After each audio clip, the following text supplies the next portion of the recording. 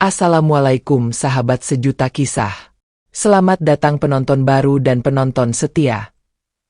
Bayangkan, seorang pemuda 21 tahun, menderita sejak lahir, hidup di lorong gelap kota besar, menahan lapar demi adiknya yang sekarat.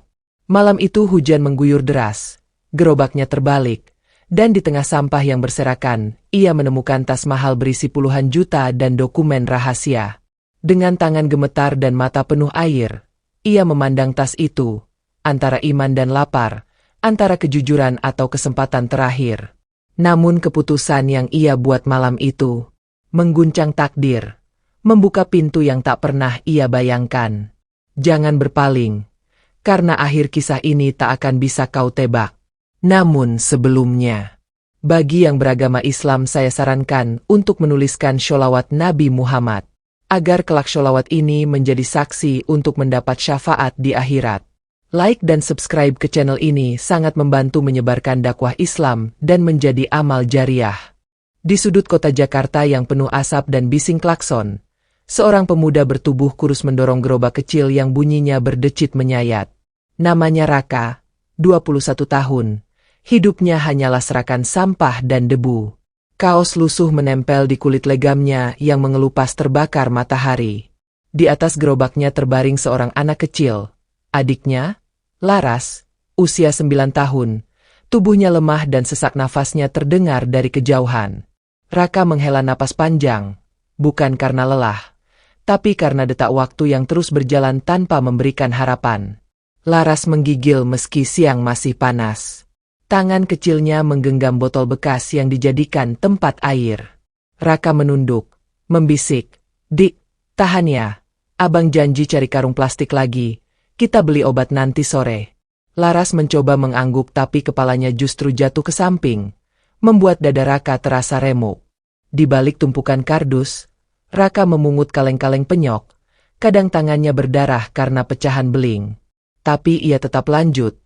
Karena waktu adalah musuh bagi orang miskin. Waktu bisa membawa maut bagi Laras jika ia berhenti walau sejenak. Hari itu Raka memutuskan memulung lebih jauh, ke wilayah hotel-hotel mewah yang baru dibuka beberapa minggu lalu. Ia tahu dari cerita pemulung lain, tempat sampah hotel kadang menyimpan barang mahal yang bisa dijual. Raka menyelinap lewat gang belakang, melewati celah pagar yang mulai karatan, lalu berjalan perlahan melewati tumpukan karung besar dan tong-tong sampah baja. Tiba-tiba ia berhenti. Matanya terpaku pada sebuah benda. Di samping tong sampah berwarna hijau mengkilap, tergeletak sebuah tas kulit hitam. Bukan tas biasa. Tas itu terlihat utuh, bersih, dan mencolok. Raka menoleh ke kanan dan kiri. Tidak ada yang melihat. Dengan tangan ragu, ia angkat tas itu. Bera, terasa padat di dalamnya. Ia buka resletingnya perlahan. Dan saat itu, matanya membelalak. Di dalamnya ada 2 bundel uang 100 ribuan yang tebal, sebuah laptop tipis, dompet kulit berisi kartu-kartu bank, dan sebuah foto kecil. Seorang perempuan muda memakai blazer hitam, tersenyum anggun. Ada logo firma hukum terkenal di salah satu dokumen. Jantung Raka berdetak tak karuan. Ini bukan tas buangan. Ini milik orang penting. Ia duduk di samping gerobak. Keringat dingin menetes meski angin sore mulai menusuk. Laras menatapnya dari atas gerobak. "Bang, kita jual ya?" Raka terdiam lama. Ia tahu uang itu bisa menyelamatkan nyawa adiknya. Bisa membuat hidup mereka berubah. Tapi di dalam dirinya, suara lain bergema lebih keras. "Bukan milikmu. Bukan hakmu." "Enggak, Dik. Kita cari orangnya." Suaranya parau. "Tas ini pasti lagi dicari. Kita gak boleh ambil yang bukan hak kita." Ia buka lagi dokumen di dalam tas. Tertulis nama Nadia Ramadhani. Ada nomor telepon. Tapi Raka tak punya ponsel. Ia berdiri cepat, mendorong gerobaknya ke depan hotel. Kali ini lewat pintu utama. Harus ada yang bisa bantu. Namun baru saja masuk ke area hotel, seorang satpam tinggi besar menghadangnya. Hei, mau ngapain lo di sini?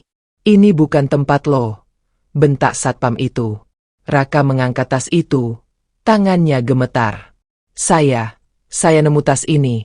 Isinya penting, tolong kasih ke yang punya. Satpam itu malah tertawa kecil. Udah, pergi lo sebelum gue panggil polisi. Raka hampir menangis. Tapi tiba-tiba, dari belakang muncul satpam tua.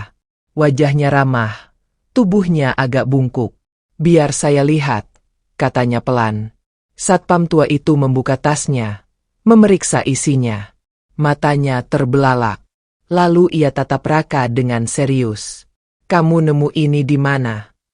Raka menceritakan semuanya dengan jujur, tanpa dilebihkan. Satpam tua itu mengangguk, lalu mengambil ponselnya. Beberapa menit kemudian, pintu kaca hotel terbuka. Keluar seorang perempuan muda mengenakan blazer hitam. Wajahnya tegang, langkahnya tergesa. Raka tahu, itulah pemilik tas itu. Wanita itu berdiri kaku di depan Raka. Matanya langsung menatap tas yang ada di tangan Raka. Ini, kamu yang nemuin? Tanyanya. Raka mengangguk pelan. Wanita itu membuka tas, memeriksa isinya satu persatu. Matanya mulai berkaca-kaca. Semua masih utuh. Iya kak, saya gak ambil apa-apa.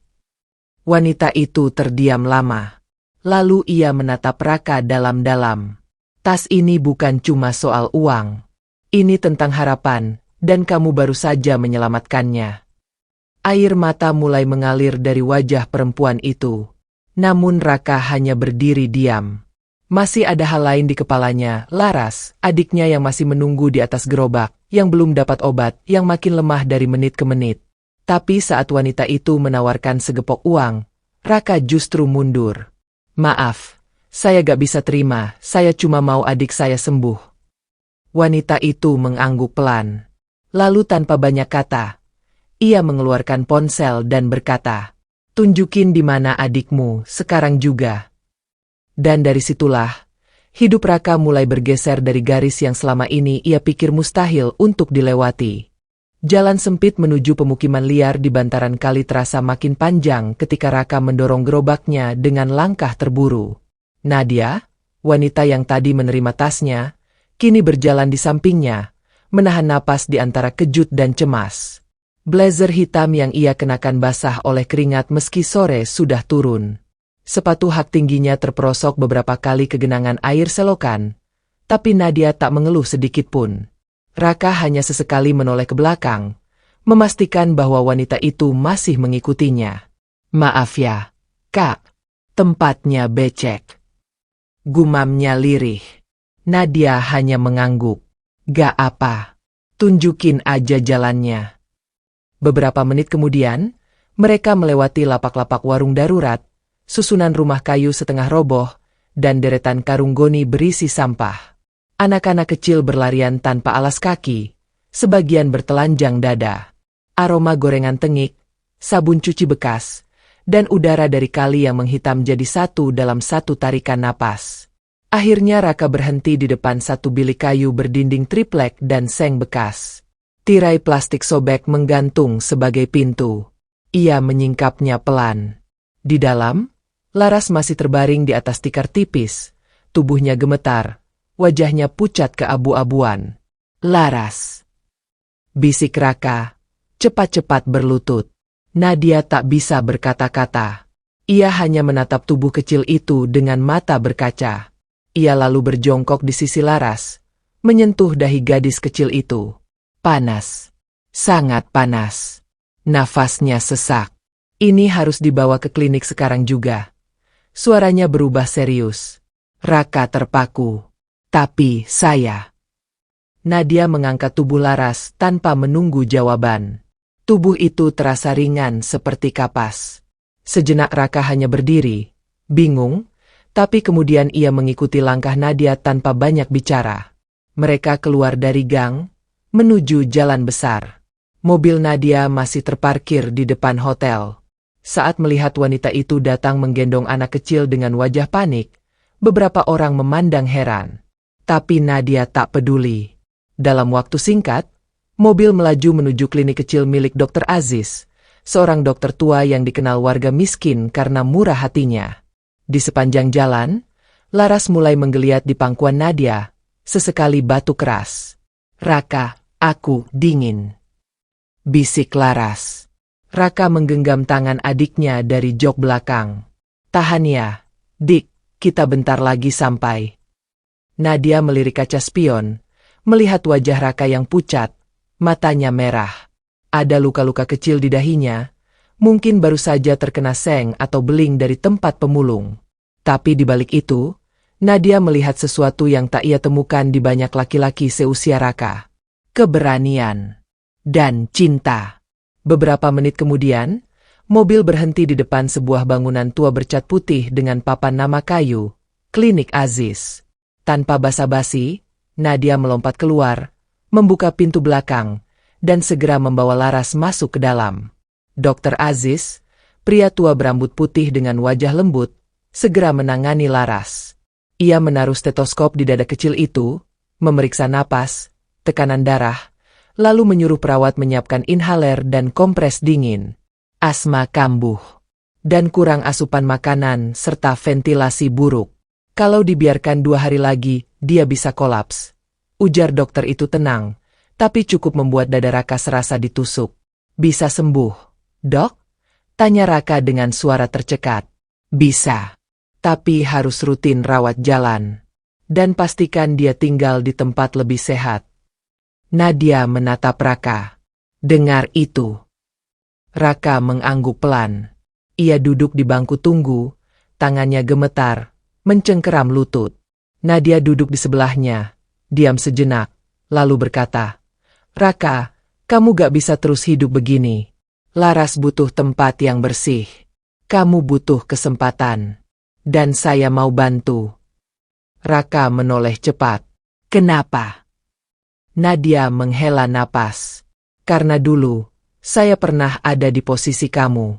Saya pernah hidup di tempat kayak gini. Saya tahu rasanya." Raka menunduk. "Tapi saya takut. Takut semua ini cuma sementara. Takut digantungin harapan terus ditinggalin lagi." Nadia menarik napas panjang. Gak semua orang ninggalin. Gak semua orang jahat. Hampir 1 jam mereka duduk di situ. Setelah Laras mulai membaik dan diperbolehkan pulang, Nadia tidak langsung mengantar kembali ke bilik kayu itu. Di ujung gang sebelum belokan rumah, ia berhenti dan berkata, "Raka, saya punya ide. Bukan panti. Bukan rumah orang kaya. Cuma kontrakan kecil. 2 kamar. Dekat klinik. Bersih. Aman." Raka hanya diam. "Biayanya saya tanggung 6 bulan pertama. Kalau nanti kamu bisa kerja, kamu lanjutin. Saya bantu daftarin sekolah paket juga buat kamu. Setidaknya kamu bisa baca tulis dengan benar. Kamu bisa punya pilihan hidup." Laras yang duduk lemah di pangkuan Raka hanya memandangi wajah abangnya. Raka menunduk, menarik napas dalam-dalam, lalu berkata, "Saya gak bisa tinggalin adik saya. Dan saya gak minta itu. Saya justru mau kalian tetap bareng." Mata Raka memerah. Tak ada air mata, tapi wajahnya penuh tekanan. "Kalau saya terima, jangan karena kasihan ya, Kak. Tolong, jangan karena kasihan." Nadia menatapnya dalam. "Enggak, saya bantu karena saya lihat kamu punya hati. Hati itu mahal." Beberapa menit mereka terdiam di bawah tiang listrik tua. Suara kendaraan dan angin malam membelah percakapan. Laras menggenggam tangan Nadia. Pelan. "Kak, boleh aku punya bantal?" Nadia tertawa kecil, lalu mengangguk. "Nanti kakak beliin bantal yang empuk." Dan dari situ, langkah baru dimulai. Bukan dari kemewahan, tapi dari harapan yang tumbuh di tengah gelap. Malam itu Raka kembali ke bilik kayunya untuk terakhir kali. Laras sudah tertidur pulas di pangkuan Nadia di dalam mobil, dengan napas lebih tenang berkat inhaler dan obat dari klinik. Raka menatap sekeliling bilik reot yang selama ini mereka sebut rumah. Atapnya bolong, dindingnya penuh tambalan kardus, tikar usang menyelimuti lantai semen dingin yang retak. Di sudut tikar, Terdapat sepasang sandal jepit tua milik Laras, satu boneka kelinci sobek hadiah dari pemulung tua 2 tahun lalu, dan sebuah buku tulis setengah basah karena bocor atap. Raka mengumpulkan semua itu dalam satu karung bersih. Satu persatu barang yang tampak sepele tapi menyimpan cerita panjang mereka. Tak ada suara di luar kecuali gemericik air kali yang pasang. Sesekali terdengar suara teriakan mabuk dari ujung gang. Raka menunduk memandangi barang bawaannya. Tubuhnya seperti tak bergerak. Hanya matanya yang hidup, penuh bayangan masa lalu. Ia membisikkan pelan, "Dik, kita akan tinggal di tempat yang lebih baik. Insya Allah." Esok harinya, Nadia datang pagi-pagi menjemput. Kontrakan baru mereka terletak di gang belakang dekat sebuah klinik dan masjid kecil. Meskipun rumah itu hanya 2 kamar berdinding bata dan lantai semen poles, namun terasa seperti istana bagi Raka dan Laras. Tempat itu bersih, kering, dan punya jendela yang bisa dibuka. "Ini kunci rumah kalian," kata Nadia sambil menyodorkan gantungan kecil berisi 1 kunci. "Kamar sebelah bisa buat kamu. Laras tidur di sini. Dan ini meja kecil buat belajar." Raka memegang kunci itu seperti memegang emas. Tubuhnya sedikit gemetar. Ia belum terbiasa menerima sesuatu tanpa merasa harus membayar. Hari-hari awal di kontrakan baru, Laras mulai tertawa lagi. Pipinya mulai berisi, tidak sekusut dulu. Nadia datang tiap 2 hari sekali membawa makanan, perlengkapan sekolah, bahkan sandal baru untuk Laras. Raka sendiri mulai terbiasa membersihkan rumah, menjemur pakaian, dan menyiapkan sarapan sederhana. Tapi di balik semua kebahagiaan baru itu, ada mata yang memperhatikan dari jauh. Namanya Bang Jaya. Mantan preman pasar yang dulu mengatur wilayah pemulung dan anak jalanan di kawasan itu. Selama bertahun-tahun, dia menguasai jalanan bantaran kali, menarik setoran dari anak-anak seperti Raka. Saat mendengar Raka diambil oleh wanita kota dan tinggal di kontrakan, amarahnya meledak. "Anak itu milik gua. Gak bisa seenaknya dibawa pergi begitu aja," teriak Bang Jaya suatu malam di warung kopi pinggir gang. Anak buahnya hanya saling pandang. Mereka tahu betul siapa Raka, dan bahwa dia bukan lagi anak jalanan yang bisa diintimidasi seenaknya. Tapi Bang Jaya tak peduli. Egonya lebih besar dari akalnya. "Gua kasih waktu. Kalau dia gak balik, gua datengin." Sore itu, Raka duduk di meja kecil, menyalin surat pendek dari jus ama ke buku tulis barunya. Laras duduk di sebelahnya, menggambar bunga dengan pensil warna hadiah dari Nadia. Kipas kecil di atas rak berdengung lembut. Aroma nasi goreng dari warung ujung gang menyusup pelan ke dalam rumah. Tiba-tiba, pintu diketuk keras. Raka terlonjak. Laras menoleh. "Abang, siapa itu?" "Gak tahu, Dik. Tunggu di sini." Raka berjalan ke pintu pelan-pelan. Suara ketukan terdengar lagi. Kali ini lebih kasar. Raka buka pintu. Matanya langsung membeku. Bang Jaya berdiri di sana. Tubuh besar, kaos tanpa lengan, dan sebatang rokok di mulut. Di belakangnya ada 2 pria muda bertubuh besar. Salah satu dari mereka membawa kayu. "Rak, lama gak ketemu." Suara Bang Jaya datar. Raka tak menjawab. "Lo pikir bisa keluar dari wilayah gua semudah itu?" Raka tetap diam. Tangannya gemetar tapi tak mundur. "Lo tinggal di sini, makan gratis dari cewek kota.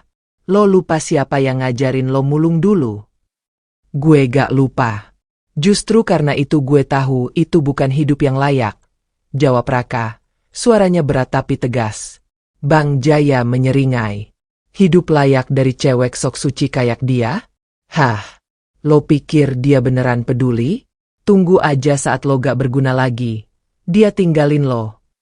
Lebih baik ditinggal sama orang baik, daripada dijaga orang kayak lo." Mata Bang Jaya menyipit. Napasnya naik turun. Ia mendorong pintu masuk, tapi Raka menahannya. "Gue gak mau ribut. Bang, tolong pergi." Bang Jaya menatap tajam. "Lo udah milih jalan lo sendiri ya? Oke. Tapi ingat, gak ada yang keluar dari wilayah gue tanpa jejak. Ia meludah ke lantai lalu membalik badan. Dua anak buahnya ikut pergi, menatap Raka dengan senyum mengejek. Malam itu Raka tak bisa tidur. Ia duduk di dekat jendela sambil menggenggam rantai besi kecil yang dulu dipakai sebagai kalung. Liontin bulat di ujungnya sudah berkarat. Benda itu satu-satunya kenangan dari ibunya sebelum wafat. Raka menggenggam erat dan berbisik lirih ke langit. Ya Allah, jangan biarkan Mu dan Laras kembali ke gelap itu. Keesokan harinya, saat Nadia datang membawa makanan dan perlengkapan sekolah, Raka menceritakan semuanya. Nadia terdiam lama. Lalu ia mengambil ponselnya, menghubungi seorang rekan di yayasan, dan tak lama kemudian duduk di depan Raka. Aku akan bantu kamu urus perlindungan hukum. Aku juga akan coba laporkan ancaman ini ke pihak berwenang. Tapi kamu juga harus siap, karena mereka gak akan tinggal diam. Raka mengangguk. Aku gak takut asal Laras aman.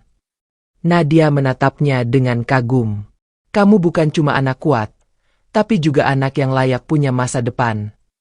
Hari-hari berlalu, Raka mulai ikut kelas pendidikan paket di sebuah yayasan.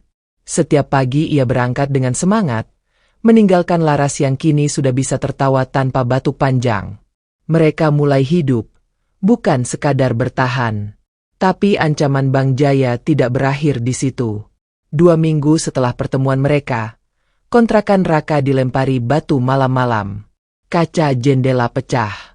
Di tembok, seseorang menuliskan dengan cat merah besar, "Anak jalanan tetap anak jalanan." Laras menangis ketakutan. Raka memeluk adiknya, menahan amarah yang bergemuruh dalam dada. Malam itu Nadia datang. Ia membaca coretan di dinding dengan rahang mengeras. Mereka mulai menyerang mental kamu, Rak. Ini cara mereka menggoyahkan keyakinanmu. Raka menatap Nadia dalam. Aku gak akan mundur. Aku gak mau Laras tumbuh dalam rasa takut. Nadia mengangguk. Dan aku akan berdiri di belakang kamu. Sekuat yang aku bisa. Dari balik pintu kontrakan yang retak, dari rumah kecil yang mulai terasa seperti pelindung, Raka dan Laras menatap masa depan yang masih kabur. Tapi kali ini, mereka tak lagi sendiri. Malam itu udara Jakarta seperti terbakar. Bukan oleh api, tapi oleh ketegangan yang menempel di dinding kontrakan Raka. Suara motor dari kejauhan terdengar semakin sering. Laras tertidur memeluk boneka kelincinya di kamar. Tapi Raka tidak bisa memejamkan mata. Ia duduk di sudut ruang tamu, memeluk lutut, memandangi jendela yang separuhnya telah ditutup kayu akibat pecahan kaca semalam. Di luar, langkah-langkah mencurigakan sesekali terdengar melewati gang. Raka mencengkeram liontin besi tua di lehernya. Ia berbisik pelan, "Ya Allah, lindungi kami malam ini. Jangan biarkan Mu lengah." Jam menunjukkan pukul 1 lewat. Suara jangkrik beradu dengan gemuruh kendaraan dari jalan utama.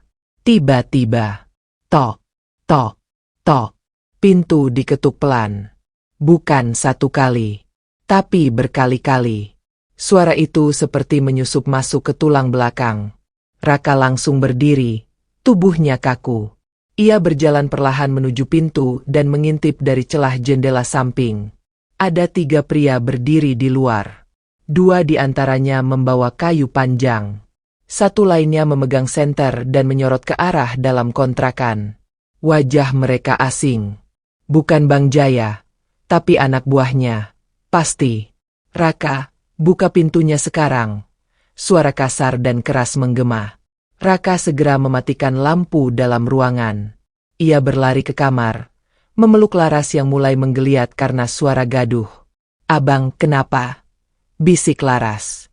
"SSST, tenang. Dik, abang di sini." Raka memeluknya erat. Ia lalu melirik ke dapur, mengambil botol air minum, dan memasukkannya ke dalam kantong plastik bersama beberapa obat Laras. Ketukan di luar berubah jadi tendangan. "Buka, atau kami dobrak." Detak jantung Raka berderap kencang. Ia tahu pintu itu tak akan kuat lama. Ia membuka jendela belakang pelan-pelan, lalu menggendong Laras yang mulai menangis tertahan. "Jangan keluar," suara lain dari luar terdengar. "Bakar aja rumahnya. Biar dia tahu rasa." Suara itu menghantam telinga Raka seperti petir. Ia tak pikir panjang. Ia loncat keluar jendela sambil membawa Laras, menyusuri gang sempit di belakang kontrakan. Air menggenang hingga betis. Angin malam menusuk. Hujan mulai turun rintik-rintik. Ia berlari tanpa arah. Hanya satu hal dalam kepalanya, cari tempat aman. Dan hanya satu nama yang terlintas, Nek Ipah. Rumah kayu kecil milik Nek Ipah berada di ujung gang pasar lama. Rakitan triplek dan seng tua, tapi pintunya selalu terbuka bagi siapapun yang kelelahan. Raka mengetuk keras sambil berteriak, "Nek, tolong, buka pintunya, Nek." Pintu itu terbuka. Nek Ipah, wanita renta dengan rambut digelung dan kain batik lusuh, muncul di balik pintu. Matanya melebar saat melihat Raka dan Laras yang basah kuyup. "Ya Allah, Nak, kenapa ini?" Raka masuk tanpa banyak bicara. Tubuhnya menggigil. Laras menangis di pelukannya. "Tolong jagain Laras, Nek. Aku harus balik ke sana." "Jangan bodoh, Nak. Mereka bisa bunuh kamu." Raka menunduk. Air mata bercampur hujan. "Kalau aku gak lawan sekarang, mereka gak akan pernah berhenti. Nek, aku harus berdiri sekarang." Nek Ipah memeluk Laras, lalu mengangguk pelan. "Hati-hati, Nak." Di sisi lain kota, Nadia baru saja menerima telepon dari warga yang melihat asap di sekitar kontrakan Raka. Tanpa pikir panjang, ia berlari ke mobilnya. Sepanjang perjalanan, hujan turun makin deras. Lampu-lampu jalan memantul di kaca mobil seperti bayangan hantu. Saat Nadia tiba di lokasi, 3 pria itu sedang mengacak-acak isi rumah. Satu dari mereka menyiram bensin ke lantai. "Cepetan nyalain," katanya. "Anaknya udah kabur juga." Tiba-tiba, brak. Sebuah batu besar menghantam kepala salah satu dari mereka. Pria itu jatuh mengaduh. 2 lainnya menoleh tajam. Di ujung gang, Raka berdiri, tubuhnya basah kuyup, wajahnya gelap oleh bayangan malam, tapi matanya menyala. "Sini kau!" teriak salah satu pria sambil berlari membawa kayu. Raka menghindar dan meninju dada pria itu. Tubuhnya terpental, tapi semangatnya tak padam. Ia ditendang, dipukul, dipaksa jatuh. Darah mengucur dari pelipisnya. Tapi Raka tetap bangkit. "Aku gak takut," teriaknya. "Aku udah cukup lama hidup dalam ketakutan." Pria bertubuh besar itu mengayunkan pukulan ke wajah Raka. Darah muncrat. Raka jatuh lagi. Tapi sebelum pukulan berikutnya mendarat, suara sirene memecah malam. Wiu, wiu. Lampu merah biru dari mobil polisi menyinari gang sempit itu. Pria-pria itu panik. Mereka lari. 2 ditangkap polisi. 1 melarikan diri ke gang belakang. Nadia berlari ke arah Raka yang terkapar. "Raka!" teriaknya. Raka tersenyum samar. Mira aman di rumah Nek Ipah. Nadia menangis. Bukan hanya karena luka itu, tapi karena keberanian yang tak bisa ditakar. Keesokan paginya, berita tentang pemuda pemulung yang diserang preman karena berani jujur dan menolak kembali ke jalanan viral di media sosial. Banyak warga mengecam tindakan geng liar itu. Yayasan tempat Nadia bekerja langsung bertindak. Raka dan Laras dipindahkan ke tempat perlindungan khusus yang aman. Mira dirawat secara intensif di rumah sakit, diberi terapi asma rutin. Dan di hari itu, untuk pertama kalinya Raka mengenakan seragam putih biru. Ia berdiri di depan cermin kecil, memandangi bayangannya sendiri. "Ini bukan mimpi, kan?" gumamnya. Nadia muncul di pintu. "Bukan, Dik. Ini awal dari hidup barumu." Raka tersenyum. Walau pelipisnya masih dibalut perban, dan tubuhnya belum pulih, tapi hatinya kini utuh. Fajar telah datang. Dan di balik luka yang masih basah, ada tekad yang tumbuh. Raka tahu, perjalanannya belum selesai. Tapi kini, ia punya arah. 3 minggu telah berlalu sejak malam pembakaran itu. Tapi bagi Raka, bayangan dari malam penuh api dan darah itu belum benar-benar lenyap. Setiap kali suara langkah terdengar di gang, tubuhnya menegang. Setiap suara motor melintas terlalu dekat, ia refleks memeluk Laras yang kini sudah jauh lebih sehat dan ceria. Di tempat tinggal baru mereka, sebuah rumah perlindungan yang dikelola Yayasan Nadia, Raka mulai mengenal sesuatu yang dulu asing baginya, rasa aman. Pagi hari ia ikut kelas belajar paket bersama anak-anak jalanan lain. Malam harinya ia membantu mencuci piring di dapur atau mengepel lantai aula. Nadia masih datang tiap 2 hari sekali, membawa buku, pakaian bersih, dan kabar baik. Suatu pagi, Raka bangun lebih awal dari biasanya. Udara dingin menyelinap dari jendela kayu. Ia mengambil air wudhu, lalu berjalan ke musala kecil di pojok halaman rumah perlindungan itu. Setelah salat subuh, ia duduk sendiri di beranda kayu, memandang langit yang mulai berubah dari gelap ke abu-abu. Dalam hening itu, kenangan lama menyeruak tanpa diundang. Ia ingat suara ibunya. Suara lembut yang dulu membangunkannya untuk sahur walau hanya dengan bubur garam. Ia ingat pelukan ibunya saat ayahnya pergi malam-malam dengan bau alkohol dan tak pernah kembali. Ia ingat malam ibunya demam tinggi, menggigil, tapi tetap memeluk Laras yang masih bayi dan menangis karena kelaparan. Dan ia ingat pagi itu. Pagi ketika ia pulang dari memulung dan menemukan ibunya sudah tak bergerak. Matanya terbuka menghadap langit-langit bilik. Dingin. Senyap. Ia menutup mata, menggigit bibir. Rasa sakit itu tak akan pernah hilang. Tapi kini, untuk pertama kalinya, ia tak ingin Laras membawa beban yang sama. Beberapa jam kemudian, Nadia datang membawa kabar baik. Raka resmi diterima di program beasiswa penuh sekolah keterampilan milik yayasan. Pelatihan komputer, desain dasar, dan jurnalistik. Ia juga bisa tetap ikut pendidikan formal paket C di malam hari. Jadi, kamu mau ambil program keterampilan yang mana? Tanya Nadia sambil menyerahkan brosur. Raka membuka lembaran kertas itu perlahan. Matanya berhenti di satu titik. Desain grafis dan animasi. Nadia tersenyum. Kenapa itu? Aku suka gambar dari kecil. Dulu aku suka coret-coret pakai arang di dinding bilik. Tapi gak pernah punya buku gambar. Sekarang kamu punya. Raka hanya mengangguk. Hatinya terasa ringan. Hari itu berlalu dengan cepat. Raka belajar cara menggunakan komputer. Ia belajar mengetik, mengenal software dasar, dan bahkan mulai menggambar sketsa digital. Nadia seringkali memandangnya dari jauh, kagum akan semangat dan kemampuan adaptasi pemuda yang dulunya hanya mengenal sampah dan gerobak. Namun, seperti bayangan yang selalu mengekor cahaya, masa lalu belum selesai dengannya. Suatu malam, saat Raka sedang menyalin catatan belajar di kamarnya, ponselnya bergetar. Pesan dari nomor tak dikenal muncul. Lu pikir aman cuma karena di rumah yayasan? Jangan lupa siapa yang ajarin lu hidup. Rak.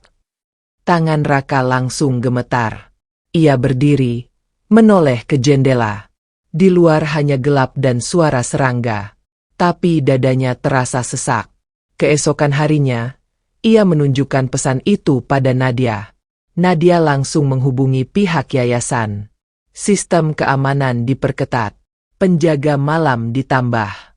Namun Nadia bisa melihat, luka lama Raka kembali menganga. Mereka gak akan berhenti ya, Kak. Mereka akan berhenti saat kamu tunjukkan bahwa kamu bukan anak yang bisa ditakuti lagi.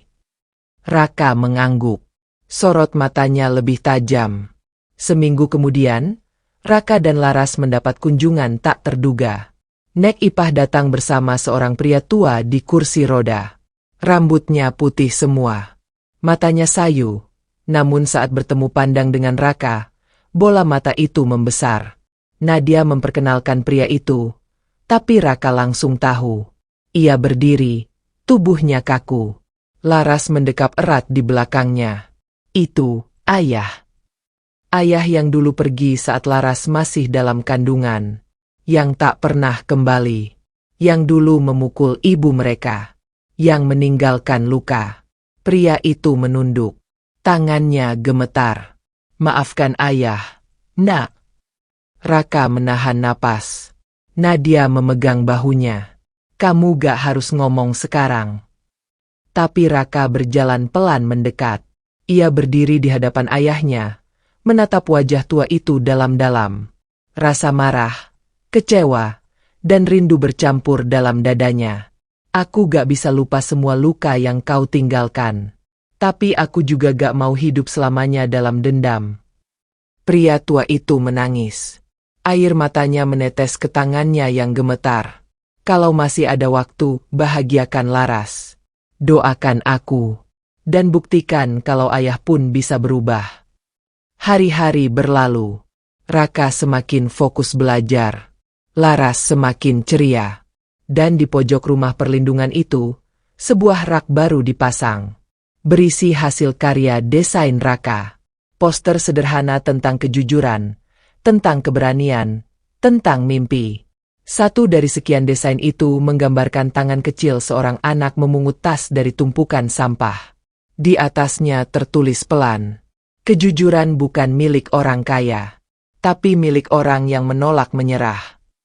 Dan malam itu, langit Jakarta kembali ditutupi awan mendung. Tapi bagi Raka, langit gelap bukan lagi tanda kehancuran, melainkan pertanda bahwa fajar akan segera datang. Pagi itu berbeda dari biasanya. Sinar matahari menembus sela-sela daun jambu biji di halaman rumah perlindungan, menghangatkan wajah-wajah muda yang duduk rapi di deretan bangku plastik. Suara tawa dan bisik-bisik pelan terdengar di aula kecil yayasan. Anak-anak jalanan yang dulu hidup dalam gelap, kini duduk bersih, mengenakan seragam, memegang buku, dan menanti seseorang yang mereka kagumi. Di depan ruangan, Nadia berdiri dengan mikrofon di tangan. Suaranya tenang namun penuh semangat. Hari ini, kita kedatangan seseorang yang kisahnya sudah kalian dengar. Seseorang yang dulu pernah tidur di bawah jembatan, makan dari sisa pasar, dan tetap memilih jujur ketika dunia memberinya alasan untuk mencuri. Mata-mata kecil mulai menyala. Beberapa menoleh ke pintu. Hari ini, dia akan berbagi cerita. Bukan untuk menyombongkan diri, tapi untuk menunjukkan bahwa kita semua punya kesempatan yang sama. Nadia menoleh ke samping. Raka muncul dari balik pintu. Mengenakan kemeja polos abu-abu, celana kain sederhana, dan sepatu yang baru dibelikan minggu lalu. Wajahnya tegang, tapi matanya mantap. Ia berjalan ke depan. Semua mata menatapnya. Tak ada tepuk tangan, tak ada suara, hanya tatapan anak-anak yang berharap, yang butuh bukti bahwa harapan itu bukan dongeng. Raka mengambil mikrofon. Tangannya sedikit gemetar. Tapi begitu suaranya keluar, semua sunyi. Aku Raka. Dulu, aku tinggal di bilik kecil di pinggir kali. Tidur di lantai tanah. Makan dari tumpukan sampah. Pernah ditendang, pernah dihina, pernah disuruh mencuri. Ia menarik napas. Tapi suatu malam, aku nemuin tas. Di dalamnya ada uang. Banyak. Cukup buat bawa adik aku ke rumah sakit. Cukup buat beli makanan enak. Cukup buat keluar dari tempat itu. Tapi aku balikin. Dan sejak itu, hidup aku berubah. Satu anak kecil di barisan belakang mengangkat tangan. Suaranya lirih. Bang, abang jadi kaya ya sekarang? Raka tersenyum. Enggak, aku gak jadi kaya. Tapi aku bisa tidur tenang. Aku gak takut buka mata. Gak takut bercermin. Aku jadi orang yang bisa bilang, aku gak nyakitin siapa-siapa. Mata anak itu berkaca-kaca. Ia menunduk. Anak lain mulai menyeka air matanya. Aula itu mendadak penuh bisikan doa dalam hati. Aku tahu hidup ini keras. Aku tahu rasa lapar. Aku tahu gimana rasanya ditinggal. Tapi aku juga tahu, kita gak sendirian. Ada tempat ini. Ada orang-orang baik. Dan yang paling penting, ada Allah. Tepuk tangan kecil mulai terdengar. Disusul yang lain. Hingga seluruh ruangan bergemuruh. Raka menunduk pelan, lalu mundur dari panggung. Di sudut ruangan, Nadia berdiri mematung. Air matanya tak bisa ditahan. Setelah acara usai, Raka duduk di taman belakang yayasan. Laras berlari kecil menghampirinya, membawa gambar yang baru ia selesaikan. Gambar itu sederhana. Seorang anak laki-laki dan gadis kecil memegang tangan seorang wanita berkerudung. Di belakang mereka ada langit yang cerah dan rumah dengan pintu terbuka. "Ini abang, ini aku, ini Kak Nadia," katanya sambil tersenyum. Raka mengangguk. "Bagus banget. Dik, kamu pintar." Laras duduk di pangkuannya. "Bang, nanti kalau abang udah bisa kerja, abang mau bantu anak-anak juga ya?" "Iya, abang janji." Beberapa hari kemudian, Nadia mengajak Raka dan Laras ke sebuah tempat. Mereka berdiri di depan rumah sederhana bercat putih. Pagar besinya sudah berkarat. Di dalam halaman ada seorang pria tua duduk di kursi roda, menatap taman kecil yang kosong. Nadia menoleh ke Raka. "Dia nunggu kamu." Raka menatap Nadia dalam. "Aku masih belum tahu harus bilang apa."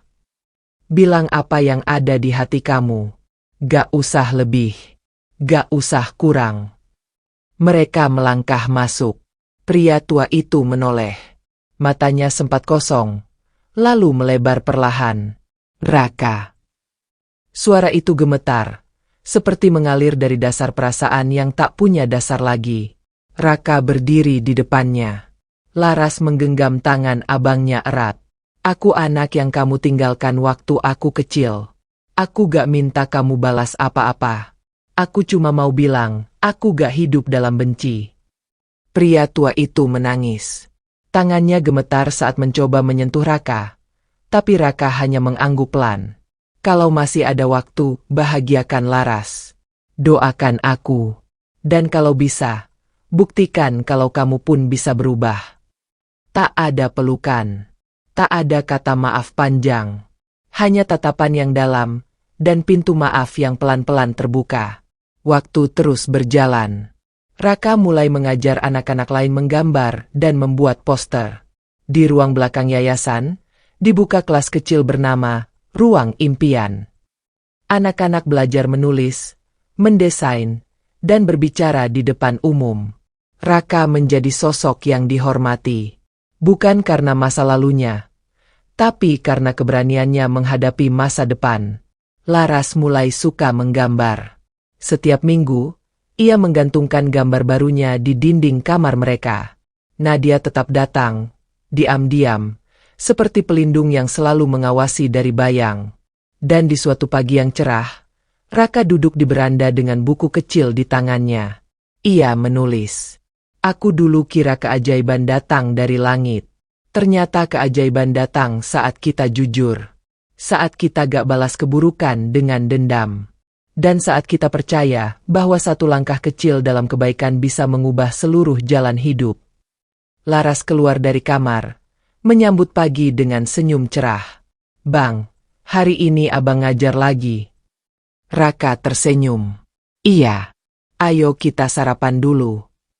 "Abang sekarang keren," kata Laras sambil tertawa kecil. Raka mengangguk. "Abang cuma pemulung kecil yang dikasih kesempatan kedua." Mereka melangkah keluar rumah perlindungan. Pagi itu, sinar matahari tak terlalu terang, tapi cukup untuk menerangi langkah dua saudara yang pernah nyaris tenggelam, dan kini perlahan mulai berenang menuju harapan. 2 tahun telah berlalu sejak Raka memungut tas kulit hitam itu dari sampah hotel. 2 tahun sejak malam-malam penuh ketakutan, sejak ancaman Bang Jaya dan bayangan masa lalu mencoba menyeretnya kembali ke jurang. Dan pagi ini, Raka berdiri di depan cermin tinggi dalam ruang rias sebuah gedung megah di pusat Jakarta. Jas sederhana berwarna abu-abu melekat di tubuhnya. Wajahnya bersih, rambutnya disisir rapi. Tangan kirinya gemetar kecil, menggenggam secari kertas berisi pidato. Nadia muncul dari balik pintu, mengenakan gaun panjang berwarna krem. Di sampingnya, Laras mengenakan seragam putih abu dengan senyum bangga. Keduanya memandang Raka dengan mata berbinar. "Siap?" tanya Nadia sambil menepuk pundaknya. Raka mengangguk. "Deg-degan, Kak." "Bagus. Berarti kamu manusia." Pintu belakang aula besar dibuka. Musik lembut mengalun. Kamera dari berbagai media sudah siap menyorot. Di layar panggung terpampang tulisan besar. Anugerah Pemuda Perubahan 20. Nama Raka Ramadan tertera di bawahnya. Tepuk tangan bergemuruh saat Raka melangkah ke panggung. Sorotan lampu menyilaukan. Di kursi depan, pejabat pemerintah, tokoh pendidikan, aktivis, dan undangan dari seluruh Indonesia duduk rapi. Tapi di antara semua itu, sorot mata Nadia dan Laras adalah yang paling menenangkan. Raka berdiri di tengah panggung. Mikrofon tinggi disesuaikan. Ia menarik napas panjang. Lalu berkata, "Assalamualaikum warahmatullahi wabarakatuh. 2 tahun lalu, saya tidur di kolong jembatan. Saya dorong gerobak, cari botol plastik dan kardus. Saya bangunkan adik saya setiap subuh agar gak kedinginan. Saya pernah makan dari tempat sampah. Pernah ditendang karena dianggap mengganggu. Saya tahu rasanya malu.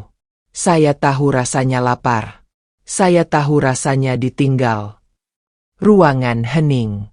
Suara Raka mengalir. Tak terbata. Tak terburu. Tapi suatu hari, saya nemuin tas. Isinya uang, laptop, dan dokumen penting. Saya bisa ambil. Bisa lari. Tapi saya balikin. Bukan karena saya suci. Tapi karena saya tahu, hidup yang tenang gak bisa dibeli dengan milik orang lain. Di kursi penonton, mata mulai berkaca. Beberapa mencatat. Sebagian menunduk. Hari ini, saya bukan berdiri sebagai pemuda hebat. Saya cuma anak pemulung, yang dikasih kesempatan kedua. Dan saya berdiri di sini, supaya semua orang tahu bahwa kesempatan itu nyata. Bahwa siapapun bisa berubah. Dan bahwa kejujuran bukan milik orang kaya, tapi milik orang yang menolak menyerah. Tepuk tangan pecah. Kamera berkilat. Air mata mengalir di banyak pipi. Nadia berdiri. Laras ikut berdiri. Mereka saling menggenggam tangan. Dan di balik semua itu, Allah menyaksikan, seorang anak yang dulu dianggap kotor dan tak punya masa depan, kini jadi cahaya bagi banyak yang lainnya. Hari-hari berikutnya, hidup Raka tak lagi sama. Ia diundang ke berbagai sekolah, yayasan, bahkan kampus untuk membagikan kisahnya. Tapi ia tetap tinggal di rumah perlindungan, tetap tidur di ranjang kayu sederhana, tetap mencuci bajunya sendiri, tetap menjemput Laras pulang sekolah. Ia tak ingin kehilangan akarnya. Di rumah perlindungan, ia membuka kelas kecil bernama Kelas Tas Hitam. Tempat anak-anak jalanan belajar menggambar, menulis, dan bermimpi.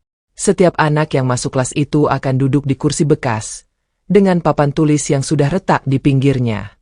Tapi mata mereka bersinar seperti pertama kali Raka melihat sinar harapan. Suatu sore, Raka duduk di bawah pohon jambu, mencatat rencana pelajaran minggu depan. Laras mendekat, membawa segelas teh manis. "Bang, minggu depan abang isi seminar di universitas ya?" katanya bangga. "Iya. Tapi setelah itu kita jalan ke taman kota. Kak Nadia udah janji ngajak kita piknik." "Yeay." Laras memeluk abangnya erat. Di dalam rumah perlindungan, suara anak-anak tertawa menggema. Di dinding aula, terpajang sebuah bingkai foto. Raka, Nadia, dan Laras, dengan tulisan kecil di bawahnya. Kejujuran sekecil apapun bisa mengubah seluruh jalan hidup seseorang. Suatu malam, Raka duduk sendiri di beranda rumah. Angin membawa aroma hujan yang baru berhenti. Di tangannya, ia genggam kembali kalung liontin tua milik ibunya. Karatnya masih sama. Bentuknya masih utuh. Tapi maknanya kini berbeda. Ia menatap langit. "Ya Allah, terima kasih sudah tunjukkan jalan meski aku hampir menyerah." Laras keluar dari kamar. Ia duduk di samping Raka. Abang, besok cerita tentang tas hitam itu lagi ya. Di sekolah, banyak temanku nunggu cerita abang. Raka tersenyum. Iya, Dik. Besok kita bagi cerita itu lagi. Dan malam pun larut. Langit Jakarta kembali gelap. Tapi gelapnya bukan kehancuran. Gelapnya adalah bukti bahwa esok fajar akan datang. Bahwa dari satu tas yang ditemukan di antara sampah, lahirlah cahaya yang menerangi ribuan langkah anak-anak yang pernah merasa tak punya pilihan. Hari itu Jakarta mendung. Angin kering meniup dedaunan di halaman rumah perlindungan. Di dalam aula belakang, Raka sedang mengajar Laras dan 5 anak lainnya membuat sketsa wajah. Mereka tertawa pelan, sesekali bercanda soal bentuk hidung atau rambut tokoh gambar mereka. Rak buku di pojok ruangan penuh dengan hasil karya anak-anak. Warna-warna cerah menempel di dinding kusam, seperti bintang-bintang yang melawan gelap. Namun dari luar pagar, sepasang mata memperhatikan. Bayangan tubuh tinggi besar dengan kaos hitam kusam dan rokok di bibir berdiri diam sambil bersandar di sepeda motor tua. Di tangannya, ada potongan kertas lusuh. Di atasnya, gambar wajah Raka. Bang Jaya kembali. Selama hampir 2 tahun ia menghilang. Kabarnya tersebar di antara gang sempit dan lorong pasar. Sebagian bilang ia masuk penjara, sebagian bilang ia lari dari hutang. Tapi kenyataannya, ia kembali sekarang, dan lebih marah dari sebelumnya. Malam harinya, Raka baru saja selesai menyapu halaman depan. Lara sudah tertidur di dalam, boneka kelinci sobek masih setia di pelukannya. Raka duduk di tangga rumah, meminum teh hangat dari cangkir email tua. Langit di atasnya kelabu, angin membawa aroma tanah basah. Lalu suara itu datang. Rak. Raka menoleh cepat. Sosok itu muncul dari balik bayang pohon. Bang Jaya. Tubuhnya lebih kurus dari terakhir kali dilihat Raka, tapi matanya masih menyala dengan dendam. Raka berdiri perlahan. Tidak panik, hanya waspada. Lama gak ketemu, kata Bang Jaya. Menyeringai kecil. Raka mengangguk. Apa yang kamu mau? Hak gua. Lo kabur. Lo ambil kesempatan yang harusnya bukan buat lo. Lo anak jalanan. Rak. Bukan anak panggung. Gue gak pernah ngambil yang bukan hak gue. Suara Raka tegas. Gue cuma nolak buat hidup di bawah lo. Bang Jaya tertawa. Suara tawanya kasar. Penuh pahit. Lo pikir dunia itu milik orang jujur? Itu cuma cerita buat anak kecil. Rak, kenyataannya yang kuat yang menang. Makanya gue bangun tempat ini, biar anak-anak gak tumbuh kayak lo. Tiba-tiba Bang Jaya maju. Satu tangan mendorong dada Raka. Keras. Raka mundur selangkah, tapi tetap berdiri. Tangan kanannya mengepal, tapi belum diangkat. Jangan bikin gue main tangan, bisik Raka. Udah cukup malam itu. Bang Jaya menatapnya. Lo masih ingat malam itu? Waktu gue kirim orang buat bakar rumah lo. Raka tidak menjawab. Hanya napasnya yang mulai naik turun. Gue bisa ulang itu, Rak. Kapanpun. Dimanapun. Tapi sekarang beda. Gue gak sendiri. Dan lo gak bisa sembunyi lagi. Bang Jaya tertawa lagi, lalu menunduk. Dan saat ia mendongak, matanya mulai memerah. Gue cuma pengen hidup tenang. Tapi semua orang dorong gue ke pojok. Lo cewek kota itu dunia. Raka melangkah maju. Lo masih bisa berubah. Belum terlambat. Tapi berhenti lukai anak-anak kecil. Bang Jaya memandang Raka lama sekali. Lalu ia membuang puntung rokoknya, membalik badan, dan menghilang ke dalam gelap. Keesokan harinya, berita menyebar bahwa Bang Jaya tertangkap polisi karena kasus pemerasan dan penganiayaan. Salah satu korban adalah anak jalanan yang baru keluar dari panti dan hendak masuk ke yayasan tempat Raka mengajar. Laporan resmi diajukan. Dan kali ini, Bang Jaya tak bisa menghindar. Nadia mengabari Raka melalui telepon. Suara di seberang terdengar lega. Akhirnya, Dia gak akan ganggu kalian lagi. Raka menatap langit dari jendela kelas. Semua akhirnya selesai ya, Kak. Untuk sekarang. Tapi kamu harus siap. Hidup akan selalu uji kita lagi dan lagi. Raka tersenyum. Aku gak takut. Beberapa bulan berlalu. Raka makin sibuk. Ia menjadi duta yayasan, berbicara di berbagai kota tentang keberanian dan kejujuran. Laras tumbuh jadi gadis remaja yang cerdas. Ia mulai ikut lomba menggambar, memenangkan hadiah kecil dari pemerintah daerah. Dan suatu hari, Nadia membawa kabar besar. Rak, kamu dapat beasiswa ke luar negeri untuk pelatihan desain sosial dan komunikasi komunitas. Raka menatap Nadia dengan mata terbuka lebar. Aku, ke luar negeri. Nadia tertawa. Hanya 6 bulan. Kamu akan belajar banyak. Dan kamu bisa pulang dengan ilmu yang bisa bantu lebih banyak anak di sini. Raka menunduk. Kalau aku pergi, Laras. Aku dan yayasan yang urus dia. Dia aman. Dia bangga. Hari keberangkatan pun tiba. Seluruh anak di rumah perlindungan berkumpul. Mereka membawa kertas ucapan, gambar, dan boneka kecil buat kenang-kenangan. Laras berdiri paling depan, memeluk Raka dengan erat. Aku tunggu abang pulang. Ya. Raka mencium kening adiknya. Abang janji pulang. Bawa cerita baru. Nadia memeluk Raka. Kamu bukan lagi anak jalanan. Rak. Kamu cahaya yang dulu kamu sendiri gak yakin ada. Raka tersenyum. Tapi aku gak mau jadi cahaya di langit. Aku mau tetap jalan di tanah. Sama mereka. Pesawat lepas landas. Dan dari balik jendela pesawat, Raka memandang kota Jakarta yang perlahan mengecil. Di bawah sana, ada ribuan anak kecil seperti dirinya dulu. Dan ia bersumpah, akan kembali untuk mereka. 6 bulan berlalu seperti mimpi yang cepat namun penuh warna. Raka menyusuri negeri asing dengan langkah pertama yang gugup, namun perlahan berubah menjadi langkah tegap dan yakin. Ia belajar di sebuah institut sosial di Eropa Timur, tempat banyak pemuda dari berbagai negara mempelajari strategi komunitas, edukasi anak jalanan, dan manajemen yayasan. Di antara salju pertama yang turun dan angin musim gugur yang dingin menusuk, Raka sering berdiri di tepi danau kecil dekat kampus. Menatap air yang diam dan bertanya dalam hati, bagaimana caranya membawa perubahan nyata di kampung sendiri. Selama pelatihan, ia membuat presentasi tentang kelas tas hitam, program kecilnya di Jakarta. Para pengajar tertegun. Beberapa bahkan menitikkan air mata ketika Raka menunjukkan foto-foto anak jalanan yang kini bisa membaca dan menulis. Salah satu profesor berkata padanya, "Kamu tidak hanya bercerita tentang pendidikan, kamu membawa nilai kemanusiaan ke tengah sampah dan luka." Hari kepulangan pun tiba. Laras dan Nadia menjemput di bandara.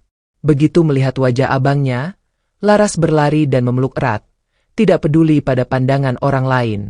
"Abang, rambut abang udah aneh sekarang," kata Laras sambil tertawa melihat potongan rambut gaya luar negeri yang belum sempat dirapikan. Raka mencubit pipi adiknya. "Kamu makin tinggi, Laras." Nadia tersenyum melihat keduanya. "Selamat datang kembali, sekarang kita mulai lembaran baru." Sejak itu, nama Raka tak lagi hanya terdengar di lorong-lorong kecil Jakarta. Ia menjadi narasumber tetap di acara sosial, mendirikan sekolah jalanan yang disebut Cahaya Langkah, dan membuka kelas-kelas gratis setiap pekan. Namun satu hal yang tidak ia tinggalkan, adalah gerobaknya. Setiap minggu, Raka tetap menarik gerobak lamanya, kini dilapisi papan tulisan, gerobak baca keliling. Di dalamnya ada buku, pensil warna, papan tulis kecil, dan biskuit untuk anak-anak. Ia berjalan menyusuri kampung kumuh, terminal, pasar, dan kolong jembatan. Setiap kali gerobaknya muncul, anak-anak akan berseru gembira dan berlari menyambutnya. "Bang Raka, bawa cerita baru gak? Aku mau gambar pesawat hari ini." Raka duduk di atas tikar plastik, mengajak mereka bercerita dan menggambar. Saat langit mulai gelap, ia ajak mereka bersyalawat bersama. Suara kecil dan lembut anak-anak itu terdengar seperti doa paling jujur yang pernah terucap. Di suatu malam Sabtu, Raka duduk di teras rumah perlindungan bersama Nadia. Suara jangkrik dan angin malam jadi latar percakapan. "Aku ada ide," kata Nadia sambil menatap bintang. "Kita buat dokumenter tentang kisahmu. Bukan untuk pamer, tapi untuk menginspirasi yayasan-yayasan kecil lainnya." Raka mengangguk. "Kalau itu bisa bantu mereka, aku siap. Dan kita ajak Laras juga. Dia bisa isi ilustrasi gambarnya." Laras yang sedang menggambar di pojok mendongak. "Aku ikut." Beberapa minggu kemudian, proses syuting dimulai. Tim dokumenter mengikuti Raka dari pagi sampai malam. Mereka merekam saat Raka membantu anak yang kesulitan membaca, memeluk anak kecil yang menangis karena lapar, dan berdiskusi dengan para relawan muda. Di tengah pengambilan gambar, tim mendapati fakta tak terduga. Salah satu anak yang rutin hadir di gerobak baca ternyata adalah anak dari mantan preman yang dulu bekerja di bawah Bank Jaya. Namanya Arfan. Usianya 9 tahun. Matanya tajam, tapi hatinya lembut. Setiap kali ia menggambar, ia selalu membuat wajah Raka dengan senyum besar. "Abang Raka penyelamat aku," kata Arfan pada suatu sesi wawancara kecil. Suatu sore, saat Raka sedang mengecat ulang papan nama kelas tas hitam, seorang ibu paruhbaya datang dengan langkah tergesa. Wajahnya penuh gugup. "Mas Raka, anak saya hilang. Biasa ikut gerobak baca, tapi sekarang gak pulang dari siang tadi." Raka segera berdiri. Ia ambil senter, ajak 2 relawan, dan bergegas menyusuri jalan kecil di dekat stasiun kereta. Angin dingin malam makin menusuk. Suara kendaraan makin jarang. Tapi Raka tidak berhenti. Di dekat saluran air, di balik gundukan sampah dan batang pohon pisang tumbang, mereka menemukan si anak. Tertidur karena kelelahan, dengan pelipis terluka kecil. Entah karena terpeleset atau dorongan dari anak lain. Raka memeluk tubuh kecil itu, membalut lukanya, dan menggendong pulang. Malam itu, sang ibu menangis sambil mencium tangan Raka. "Mas Raka, Allah balas kebaikan Mas." Raka hanya menjawab pelan, "Saya juga anak jalanan, Bu. Saya cuma kembali ke tempat yang dulu pernah menyelamatkan saya." Beberapa bulan kemudian, dokumenter tentang Raka tayang di televisi nasional. Judulnya sederhana, "Dari Tas Hitam ke Cahaya Ribuan Anak." Jutaan penonton menyaksikannya. Banyak yang menangis. Banyak yang mengirim donasi ke rumah perlindungan. Banyak yang mengajukan diri sebagai relawan. Dan dari satu kisah kejujuran, lahirlah gerakan yang tak bisa dihentikan. Namun bagi Raka, ini semua baru awal. Karena selama masih ada anak yang tertidur di kardus basah, masih ada tugas yang belum selesai. Suatu pagi cerah, mentari menembus sela-sela dedaunan rindang di halaman rumah perlindungan. Burung-burung kecil berkicau, dan aroma wangi kue buatan Laras memenuhi udara. Hari itu istimewa. Ulang tahun Raka yang ke-24. Tapi bukan pesta besar yang disiapkan. Bukan kado mewah. Bukan balon warna-warni. Melainkan peresmian sekolah jalanan permanen pertama yang dibangun dari hasil jerih payah dan ketulusan para relawan yang terinspirasi dari kisahnya. Nama sekolah itu terpampang di gerbang kayu sederhana. Madrasah Cahaya Tas Hitam. Raka berdiri di depan gerbang, mengenakan kemeja putih dan celana kain hitam. Di sekelilingnya, anak-anak jalanan dengan baju terbaik mereka bersorak riang. Di samping Raka, Nadia dan Laras berdiri dengan mata berkaca. Suara azan zuhur berkumandang dari masjid kecil tak jauh dari sana. Hari itu bukan sekadar peresmian gedung, tapi penanda bahwa luka bisa tumbuh jadi pohon. Bahwa siapapun, meski dari jalanan, dari gerobak, dari tumpukan sampah, bisa memberi cahaya. 1 tahun berlalu. Kegiatan belajar di Madrasah Tas Hitam berjalan rutin. Anak-anak belajar mengaji, membaca, menggambar, dan bercocok tanam di kebun kecil di belakang gedung. Guru-gurunya adalah relawan yang dulunya juga anak jalanan. Mereka mengajar dengan hati, bukan hanya kurikulum. Raka mulai mengurangi tampil di media. Ia memilih lebih sering berada di lapangan, mendengarkan cerita anak-anak, mengisi seminar di dalam lorong, di kolong jembatan, di teras-teras rumah kecil. "Aku gak mau jadi bintang di atas panggung," katanya pada Nadia. "Aku cuma mau jadi lilin, cukup menerangi satu langkah ke depan mereka." Nadia tersenyum. Tapi Raka, dari lilin itu, ribuan nyala lain sudah tumbuh. Suatu malam, saat hujan rintik turun perlahan, Raka duduk sendiri di aula madrasah. Hanya lampu kecil menyala. Ia membuka buku catatannya, menuliskan satu kalimat. "Kalau aku mati besok, aku ingin dikenang bukan karena pernah diundang di televisi, tapi karena pernah menggandeng tangan anak kecil yang hampir menyerah."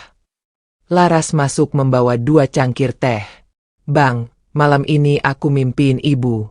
Dia senyum, bilang abang udah jadi cahaya buat banyak orang. Raka tersenyum. Matanya tak mampu sembunyikan haru. "Insya Allah, Dik, doanya sampai." Waktu terus berlalu. Tahun-tahun berganti. Anak-anak yang dulu belajar membaca di gerobak baca keliling, kini tumbuh jadi guru, perawat, tukang kayu, petani, bahkan aktivis sosial. Mereka menyebar ke berbagai kota, membawa semangat yang sama. Sebagian mendirikan rumah baca baru.